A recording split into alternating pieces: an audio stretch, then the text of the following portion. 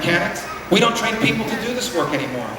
In fact, not only have we not trained people to do that work, we have told them that that kind of work is for the dumb kids.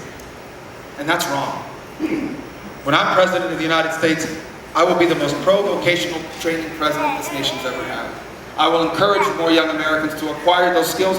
I will encourage and open it up like I did when I was Speaker of the Florida House, for them to be able to do it while they're still in high school. There is no reason why you can't graduate an 18-year-old from high school ready to fix cars, ready to work on airplanes, ready to do all sorts of things in the construction trades. These are good paying jobs. And instead we are allowing people to drop out of school and never acquire any sort of education, and then they are stuck for the rest of their lives working for low wages, facing an economy where everything costs money. But those became impossible. And so here in America, the very purpose of his life became to give us the chance to do all the things he never could. He wanted all the doors that had closed for us to be open for him, that had closed for him to be open for us. And so he worked as a bartender at banquets, on nights, on weekends, on holidays, well into his 70s. He worked all those years behind a portable bar in the back of a room. So one day I could have the chance to do anything, including stand here at the front of a room in Iowa and run for the highest office in the land. And the journey from behind that bar to what I'm doing today, that is the essence of the real American dream. By the way, that's our story as a people. Every single one of us is just a generation or two removed from someone who made our future the purpose of their lives. Whether or not we remain a special country will be determined by whether that is still possible. America is a can-do kind of country. We just got a government in Washington that can't quite seem to get the job done. And the good news for you here this morning is, it's not too late. Help is on the way. We can turn this country around. Much for coming out. I'm asking for you to caucus for me. I'm asking for your support. I'm asking for your vote. I'm not just coming to the caucus. I'm committed here. If you help me win, Iowa can lead the way over and over again. I need your help. Thank you for coming out. God bless you. God bless our military, and God bless the United States of America. Thank you. I was very surprised because I had spoken at the National Prayer Breakfast in 1997 when President Clinton was in office, and I wasn't aware that anybody ever did it twice. But some investigation demonstrated that one person had done it twice, and that was Billy Graham. I said, those are some pretty big shoes to fill. And I was pretty sure the Lord was up to something at that point. And then that the economy is just wonderful, that the unemployment rate is down to 5.3%, that they've cut it in half, and that everybody fully employed. I mean, this is total crap. You know, and if you're informed, you know, if you're informed, then you know about the labor force participation rate, which is the percentage of people eligible to work who are actually working. And that is focusing on the solution. You know, body cameras, we need to be talking about how we introduce police into those kinds of communities early on. Immigration without assimilation, I suspect many of you have heard other candidates speak or are going to go hear other candidates speak. We've got plenty of candidates coming through the state. Some aren't coming here, but many are. And you know, especially on the Republican side, it is easy. You'll go to these talks, you'll go maybe to a county GOP event, or you'll go to the fair, and you'll hear great speeches, a lot of great red meat lines. It's easy to give a great speech and have people clap, and maybe you've heard some speeches and thought, that sounded great. Here's the problem. We've got a great speaker in the White House already. It's not hard to give a great speech. We've got a first-term senator we elected president who had never run anything. We cannot afford 4 more years of on-the-job training. The reality is this: if great speeches were all we needed, we'd be on easy street. We'd be doing great as a country. We need a doer, not a talker. We need somebody who can actually get the job done on the first day. Look, I'm here to tell you, I am not the best-looking candidate. Year as a nation to be thankful for our blessings. And as Americans, we have been extraordinarily blessed. We've been blessed as a nation and as a... You know that in the history of the world, almost everyone that's ever lived in a society that told them that they could only be whatever their parents were. So if some of you were born in another country, and perhaps you know this, if you were born and raised here your entire life, Sometimes I know I have taken it for granted. About a lot of the questions that frankly we've never gotten to in those insufferably long presidential debates that you watched on television. But I wanted to say to you that where we are as a, in large measure because we have a president who does not understand the enemy that we face. He spent the last 2 days in Paris trying to tell 200 world leaders that the biggest president wants to be the meteorologist-in-chief, not the commander-in-chief. It is beyond me to understand why he truly has been able thousands of years, and somehow that poses for us a greater threat than an active, growing army. At least they tried to hide their atrocities. These people are proud of their atrocities. They want us to see them. Of God's earth. If it were a benign cancer, you might be able to contain it, to live with it, to isolate it. But if your doctor tells you you have a malignant cancer, you don't say, well, doctor, I don't want to take it out because, after all, it's a part of me. Doctor, I'll take part of it out, but not all of it out. Well, doctor, let's just see what happens. Let's let it stay for a while. What is your first reaction when the doctor tells you you have a malignancy? You say, doctor, go in, get it out, get it all out, and then radiate it, give me chemo, do whatever you got to do, get this cancer out of me. Because you know that that cancer will ultimately metastasize and it will kill you if you don't kill it first. I tell you tonight, we are dealing with an enemy unlike any that has ever been faced in human history. And if we don't eradicate it, and destroy the very essence and heart of it, we will live to regret it because they have no time limits. And the greatest threat that you, your children, and your grandchildren face is not the temperature rising 1/10 of a degree over the next 300 or 400 years. The greatest threat that your family faces is the threat that this insidious cancer would continue to grow, recruit, metastasize, and one day you or someone in your family would be the victim of their atrocities. And if not the victim of the direct atrocity, the victim of constantly fearing that you will be, which is half of the battle they wish to win. This is why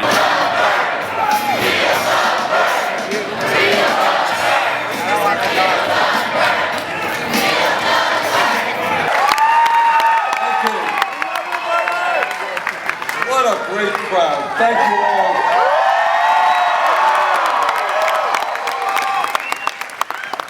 You know, let me thank John and Ken for their wonderful introductions.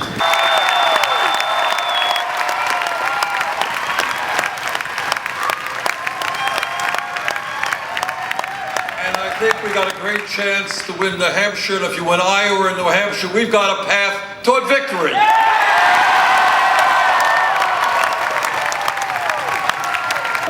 I also went to the bathroom.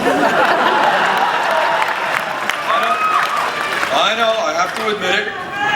I guess I'm a man. Men are allowed to go to the bathroom, but women, what can we say? And this is the quote, and this is the pathology. This is the guy who is leading in the Republican polls. This is what he said. Quote, I know where she went. It's disgusting. It's Hillary Clinton going to the bathroom. This is the issue. It's disgusting. I don't want to talk about it. No, it's too disgusting. Don't say it. It's disgusting. This is a guy who wants to be president of the United States.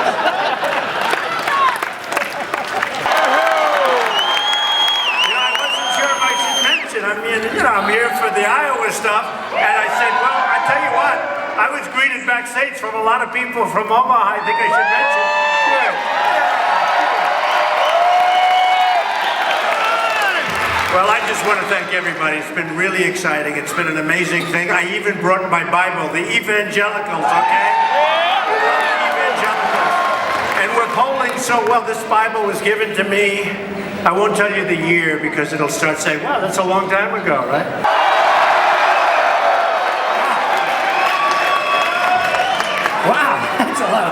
Okay, Nebraska, you do us a big favor. The fact is, Iowa comes first, right? Right. You have a lot of friends. Even though they're from Iowa, you have a lot of friends in Iowa, right? You call every one of them on February 1st and you make sure they get out and vote. Thank you so much for being here. I want to say to the men and women of Iowa, thank you for sending a strong, principled, conservative knife fighter to Washington like Steve King. Because we're bankrupting our kids and grandkids, because our constitutional rights are under assault each and every day, and because America is receding from leadership in the world.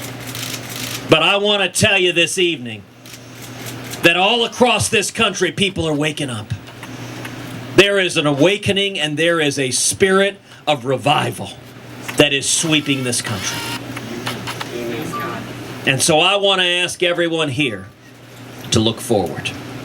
Look forward to January 2017. If I'm elected president, let me tell you what I intend to do on the first day in office. The first thing I intend to do is to rescind every single illegal and unconstitutional executive action taken by this president.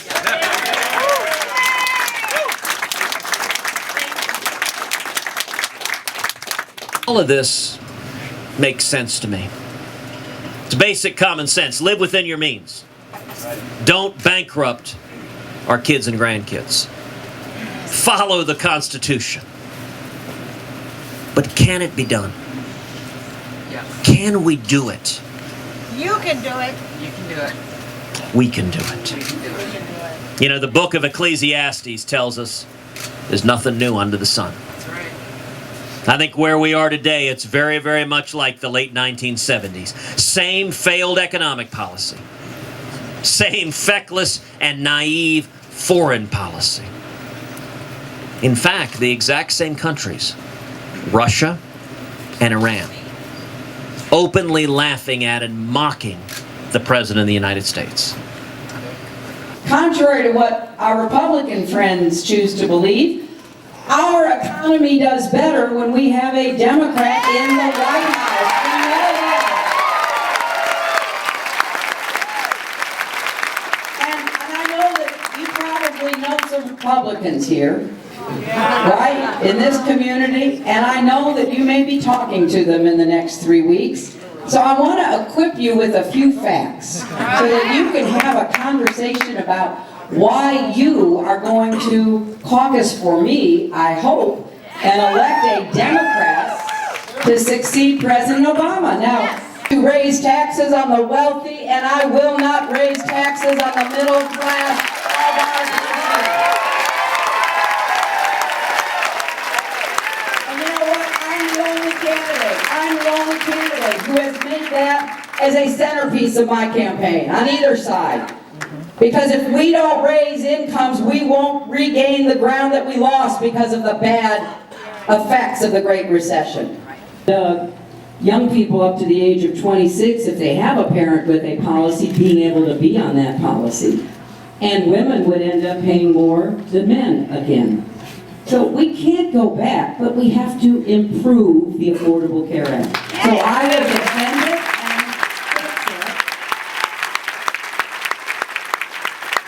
and particularly get out-of-pocket costs down, something that... Nice little night out there. It's pretty slick and it's snowing and it's a little icy in spots, and so to brave that, to come out here and to join us. I know you're Iowans and you're tough and all that kind of good stuff, but still to make the effort to come out and see another presidential candidate that have been traversing in and out of Iowa now for the past year is very special to me. Chambers was at 34. Why I'm here. People say, why are you're down in the polls? I said, because Iowans haven't started to focus on that. And when they do, I have a lot of faith that those numbers are going to change. And that's what this House party is about tonight. We're going to be we've done town hall meetings today and radio interviews today and other types of media interviews today. And we're going to continue to do that. Now, we're probably out of the state maybe 4 days between now and caucus. And one of them is for a debate in South Carolina. And so I share that with you that you have an important job to do. And and I know there's probably some people here, hopefully not too many, but there may be some people here that haven't made up their mind, or maybe even for another candidate. And what I want to do is give you the opportunity to ask me the questions to help you determine, what the right decision is, and whether whether we're a better choice than the person that you're considering right now. The nature of this enemy and why is important for us to defeat. Why it's important for us to deny Iran a nuclear weapon. Why it's important, as I would on day one as President of the United States, tear up that agreement with Iran and say to Iran, we are not going to allow you to develop a nuclear weapon, and we will take whatever steps is necessary to stop you, and we will do it soon. So either open up these facilities, give us access to them, show that you're dismantling all of your facilities, including your ballistic missile capability, or else. And that, ladies and gentlemen, is not going to start World War III. That, ladies and gentlemen, will stop World War III. Because we are on a path to something devastating for the world. Well, Thank you so much. Iran is a nation state surrounded by, Afghanistan, Iraq, not exactly a place where you say, well, they're back, what are they going to do? Drones and that kind of thing. I mean, how does that not play into their hands and create the conflict they want? I remind you that Israel took out nuclear reactors in Iraq and Syria. It stopped the development of nuclear programs in both of those countries, and there was no war. Iran will not get into a war. How are they? They're not going to get into a war with the United States. Get health care. My mother, for example, is fighting Social Security. She is disabled, but Social Security won't fund that. She is fighting this, not only with lawyers, but doctors. She has to go through every 6 months MRIs, which could be all the way up to $10,000. So how, as a middle class, not only as the worker, but also trying to stay good with this healthcare system, how are you going to fix that or really repair it? Or however, what is your plan for that? Yeah.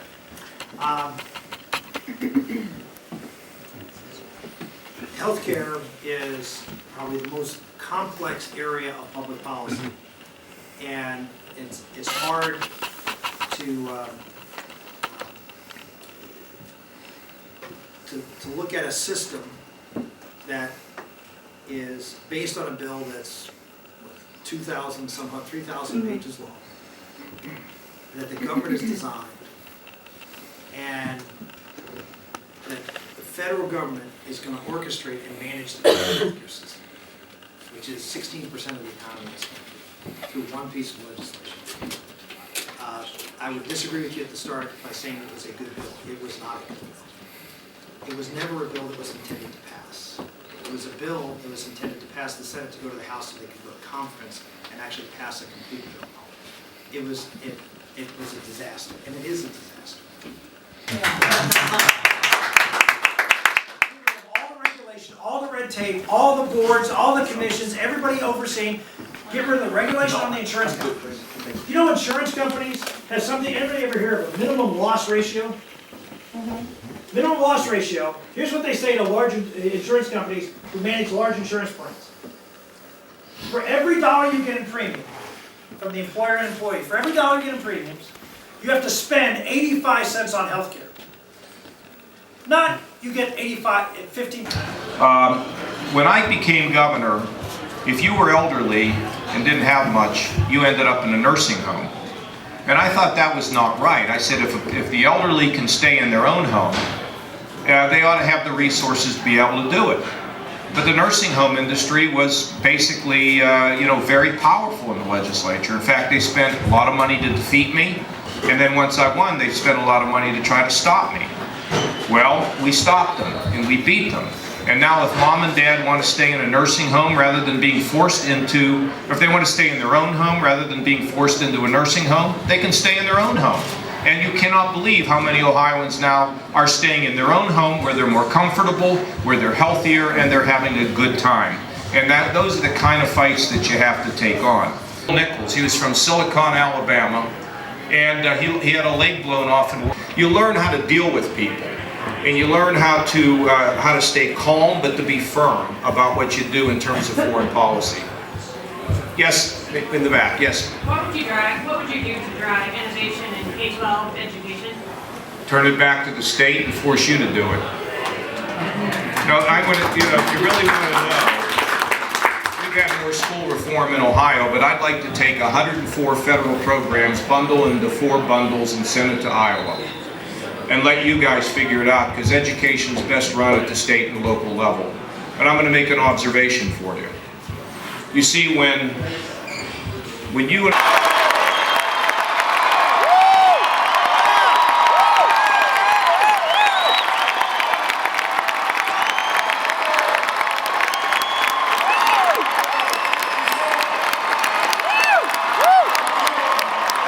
thanking Lisa for a wonderful introduction and her hospitality in her living room.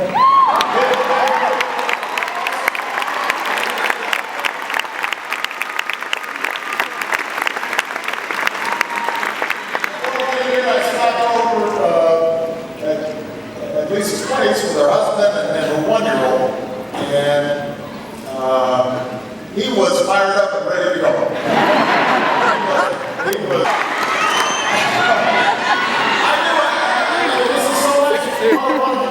those of you who have seats, though, feel free to sit down. It's okay. But if you want to stay standing, that's fine too. Last night I gave my final State of the Union. Like Brad and others, and I have not been here in a while. So the last time I was here for an event in Omaha was 2008. Who called the city Obama. Joe Biden and I won the electoral vote. And the way that folks pulled together, and the degree to which in this state, the kind of politics I talked about last night, it's always been.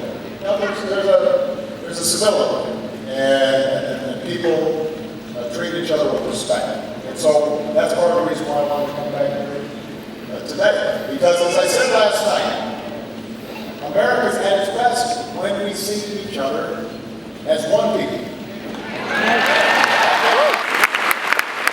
And it's not what I see every day. That's not what I see in communities and neighborhoods. All kinds of social press is not inevitable. You got to work for it. Somebody's stealing my lines up there. It's a result of the choices that we have to make together. And we've got to make some choices. Do we respond to these changes with fear, and do we turn on each other, or do we face the future with confidence in who we are and what we stand for?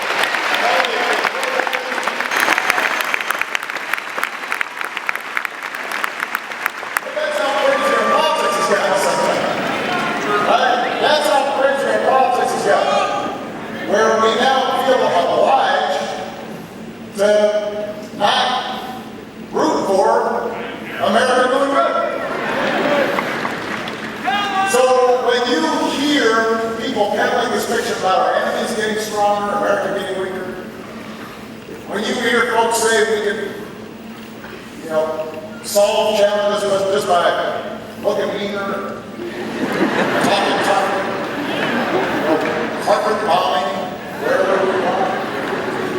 That's just hot air. It's bluster.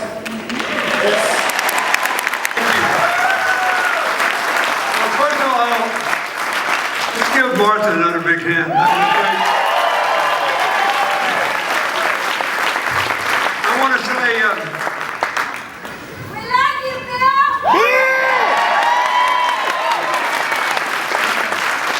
I want to thank Dr. Bruckner, the superintendent, and Kim Kamirchak, the principal. There's a lot of ways you know you're not president anymore. I mean, when you walk in a room, nobody plays a song anymore. For 3 weeks, I had no idea where I was. And then you get the joy of taking the New York to Washington shuttle. So I was taking it, and a flight attendant came up to me. And she said, mind if I talk to you? I said, no. I'd love to. She said, I do this job.